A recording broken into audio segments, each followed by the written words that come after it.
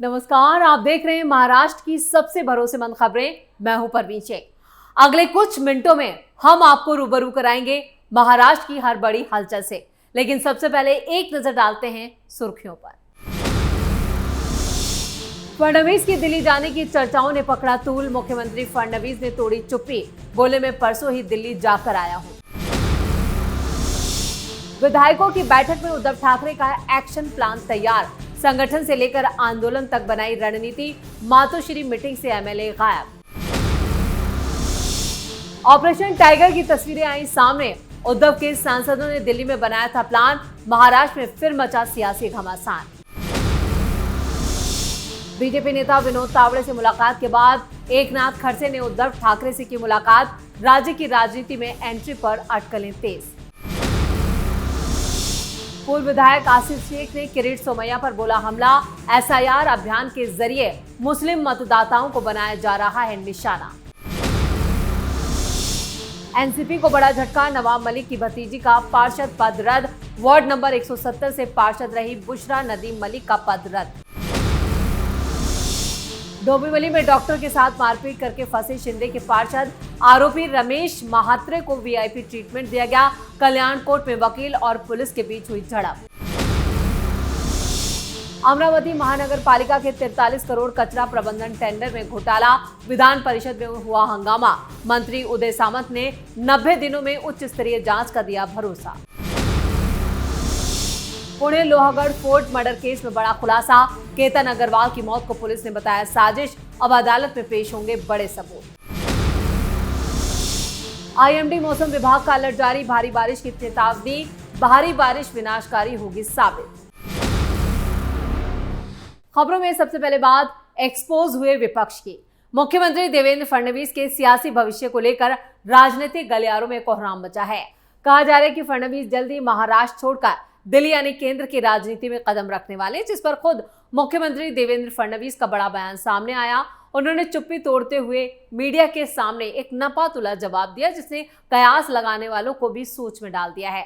दरअसल मीडिया ने मुख्यमंत्री से सवाल किया कि सर, चर्चाएं तेज हैं कि आप दिल्ली जा रहे हैं और देश का नेतृत्व संभालेंगे, जिस पर फडणवीस ने सिर्फ एक लाइन में मुस्कुराते हुए कहा मैं परसों ही दिल्ली जाकर आया हूं। मुख्यमंत्री के इस छोटे और हाजिर जवाबी से फिलहाल चर्चाओं पर फुल स्टॉप तो लगा है, लेकिन राजनीति को समझने वाले जानते हैं कि सस्पेंस अभी खत्म नहीं हुआ। इस विवाद को हवा देने में उद्धव गुट के सांसद संजय राउत का हाथ माना जा रहा है। संजय राउत ने ही हाल ही में यह दावा किया था कि अगर देवेंद्र फडणवीस केंद्र की राजनीति में जाते हैं तो महाराष्ट्र की कमान चंद्रशेखर बावनकुले के हाथों में आ सकते हैं। संजय राउत ने तंज कसते हुए कहा कि अगर फडणवीस साल 2029 से पहले देश के प्रधानमंत्री बन जाते हैं तो एक मराठी मानुस होने के नाते हमें खुशी होगी।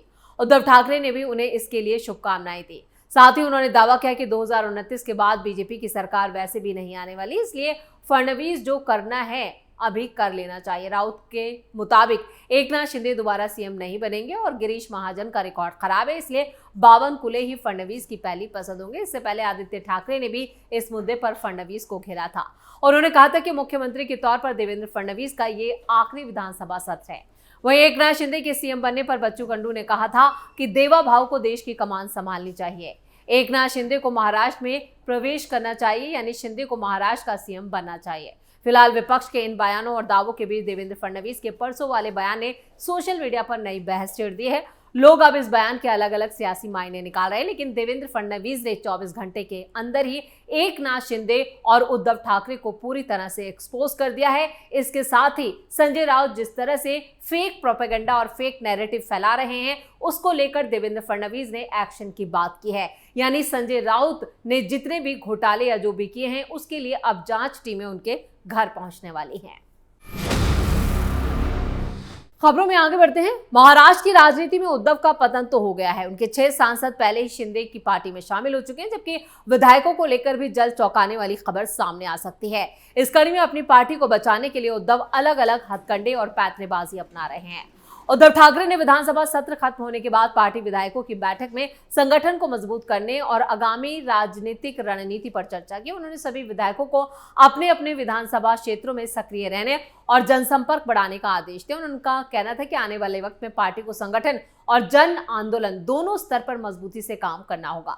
बैठक में राम मंदिर दान चोरी के मुद्दे पर उद्धव आंदोलन करने का ऐलान पहले ही कर चुके हैं। ठाकरे ने कहा है कि कांग्रेस, आम आदमी पार्टी और समाजवादी पार्टी इस मामले को लगातार उठा रही है। उन्होंने सुझाव दिया कि शिवसेना यूबीटी भी इसे राज्यव्यापी जन आंदोलन बनाएगी। इसी कड़ी में उन्होंने घोषणा की कि वो 18 जुलाई को नागपुर में राम रक्षा आंदोलन शुरू करेंगे। यह आंदोलन मुख्यमंत्री देवेंद्र फडणवीस के गृह क्षेत्र नागपुर में होगा, जिसमें खुद उद्धव ठाकरे शामिल रहेंगे, जिसकी जानकारी खुद संजय राउत ने दी। उन्होंने कहा, उद्धव ठाकरे जी 18 जुलाई को नागपुर जाएंगे। राम मंदिर की जो लूट चल रही है उसके खिलाफ जो हमने आंदोलन शुरू किया है, मुंबई में शुरू हो गया है। अब उनका दूसरा आंदोलन है राम रक्षा आंदोलन, वो नागपुर में होगा। उद्धव ठाकरे साहब, आदित्य ठाकरे जी और पार्टी के सभी नेता 18 जुलाई को नागपुर पहुंचेंगे और आंदोलन करेंगे। तो राउत के इस बयान के बाद साफ हो जाता है कि उद्धव ठाकरे अब राम मंदिर दान चोरी पर इसे सियासी तूल देने में पीछे नहीं रहेंगे और अब नागपुर में, दादर के बाद नागपुर में भी इस पर आंदोलन छेड़ने की बात कर रहे हैं। खबरों में आगे का रुख करते हैं। एकनाथ शिंदे का ऑपरेशन टाइगर सक्सेसफुल रहा। एकनाथ शिंदे ने उद्धव ठाकरे के 9 में से 6 सांसदों को तोड़कर अपनी पार्टी को मजबूत किया। 22 जून को ही उद्धव के 6 सांसद शिंदे गुट में शामिल हो गए, लेकिन अब इस बारे में नया खुलासा हुआ है कि कैसे एकनाथ शिंदे ने ऑपरेशन टाइगर को अंजाम दिया, कब और कितने बजे उद्धव के सांसद दिल्ली पहुंचे और स्पीकर से मिले। इसकी सभी तस्वीरें जो है वो सोशल मीडिया पर वायरल हो रही है। 17 जून की तस्वीरें सामने आ रही हैं, जिसमें सुबह ही दिल्ली में उद्धव गुट के सांसद स्पीकर ओम बिरला से मिलने उनके सरकारी आवास पर पहुंचे। सबसे पहले एकनाथ शिंदे के बेटे और सांसद श्रीकांत शिंदे थे और महाराष्ट्र सरकार के मंत्री, और साथ ही शिंदे के करीबी प्रताप सरनाइक ओम बिरला के सरकारी आवास पे पहुंचे। 17 जून की ही सुबह करीब 6:30 बजे उद्धव के सांसद ओमराज निम्बालकर चार्टर्ड फ्लाइट से दिल्ली पहुंचे थे और लोकसभा अध्यक्ष के सामने जरूरी दस्तावेजों पर साइन की और फिर वापस मुंबई रवाना हो गए। इनके 3 घंटे बाद यानी सुबह 9:30 बजे उद्धव के बाकी 5 सांसद संजय जाधव, संजय देशमुख, संजय दीना पाटिल, भाऊ साहेब वाकचोरे और नागेश पाटिल दिल्ली पहुंचे और लोकसभा अध्यक्ष ओम बिरला से मुलाकात की।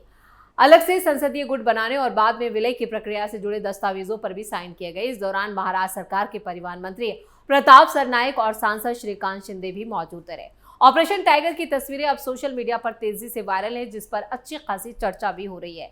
इससे पहले ऑपरेशन टाइगर से जुड़ी कई और तस्वीरें सामने नहीं आई थी। ये पहली तस्वीरें हैं जो मीडिया पर वायरल हो रही हैं। ये तस्वीरें बता रही हैं कि कैसे शिंदे ने एक झटके में उद्धव ठाकरे का घमंड चकनाचूर कर दिया। अब शिंदे के इन सांसदों के केंद्र के मंत्रिमंडल में शामिल होने की खबरें भी आने लगी। उद्धव ठाकरे पार्टी छोड़कर शिंदे गुट में शामिल सांसद ओमराज निम्बालकर ने हाल ही में मुख्यमंत्री देवेंद्र फडणवीस से भी मुलाकात की।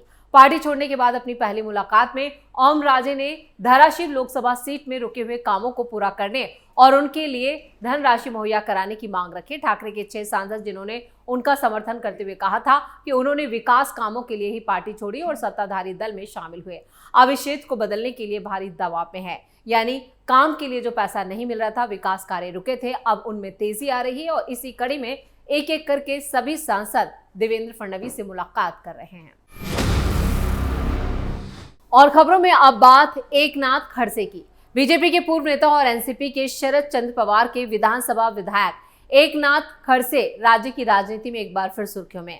खड़से और बीजेपी मंत्री गिरीश महाजन के बीच विवाद तो जग जाहिर ही था। साथ ही यह खुलासा हुआ है कि बीजेपी के राष्ट्रीय महासचिव विनोद तावड़े उनके घर पर उनसे मिलने गए थे। इसके बाद एकनाथ खड़से की बीजेपी में वापसी की चर्चा तेज हो गई।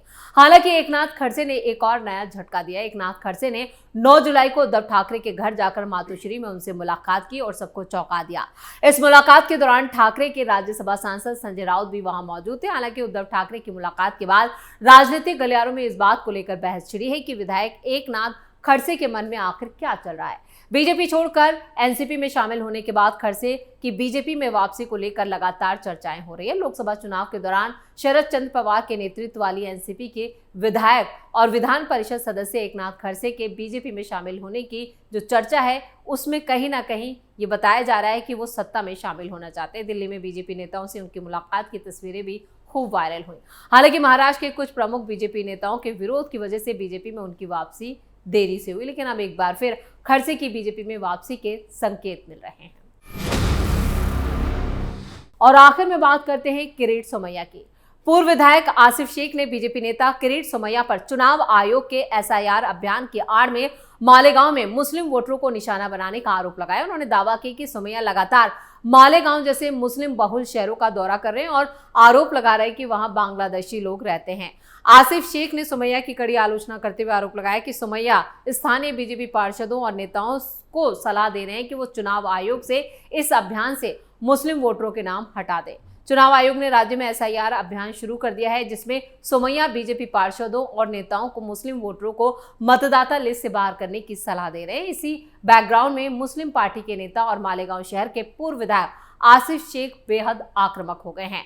उन्होंने सोमैया को मूर्ख बताया। उनका कहना है कि सोमैया मुस्लिम लोगों को निशाना बना रहे हैं। एसआईआर अभियान जारी है, हमने इसका गहन अध्ययन किया है। मालेगांव शहर में 1,26,000 वोटरों को संदिग्ध घोषित किया गया है। सोमैया का आरोप है कि ये मतदाता बांग्लादेशी और पूर्व विधायक शेख ने ये बात कही है।